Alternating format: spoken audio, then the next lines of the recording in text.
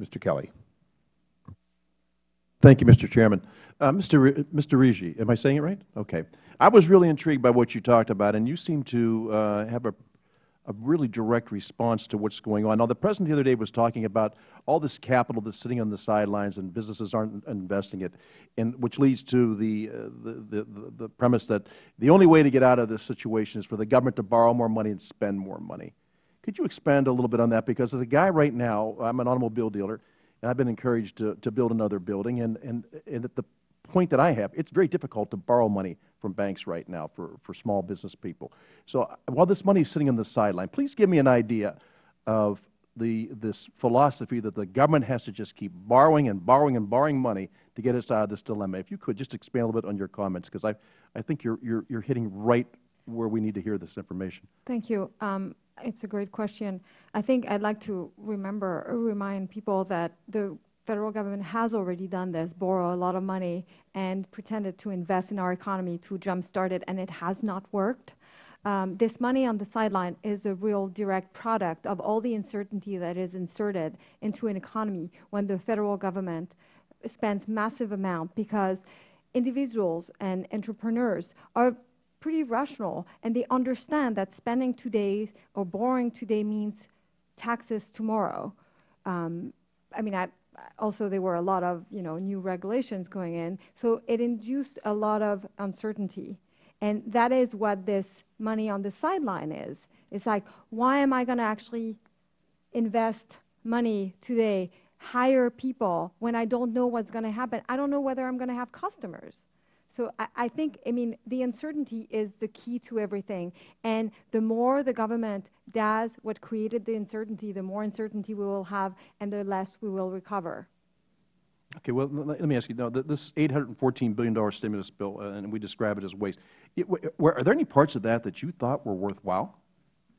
I think it was the part about unemployment benefits. I think it's as a society pretty wealthy, we can afford to help people who are deeply in need to some extent. However, the economic literature was very clear. This was not going to work because while the government invests money, the money has to come from somewhere.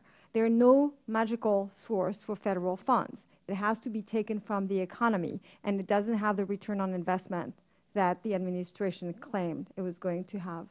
Yeah. The whole drive was to spend this money, because if we didn't spend it, we're going to see unemployment rise above 8%, and then so it goes to 10%. And now let me ask you, at some point, people knew this wasn't working. Where could we have said, hey, wait a minute, this is crazy. What are we doing? We're throwing a lot of money out there. We haven't spent it all yet. But then there was this mad rush to spend a lot of money because we said it was going to work, and we continue to see that it's not working, and we're following this Judas goat and saying, yeah, just spend more. We're going to be okay. Borrow more, spend more. At some point, it's going to break for us. Now, at some point, it's going to break, but I don't think it's going to break the right way. It's going to break truly in the sense it is going to break. I agree with you. I actually would have argued that it was a bad idea to do it in the first place. And there was a lot of evidence. It hasn't worked in the 30s. It hasn't worked in the 70s. And it hasn't worked now. The other thing is, it's not only spending in the form of this stimulus bill. It's all the spending that took place in the last 10 years, in the last 20 years, in the last 30 years, right? There's been a lot of spending. If it worked, we wouldn't be in this mess in the first place. And I think we need to change paths.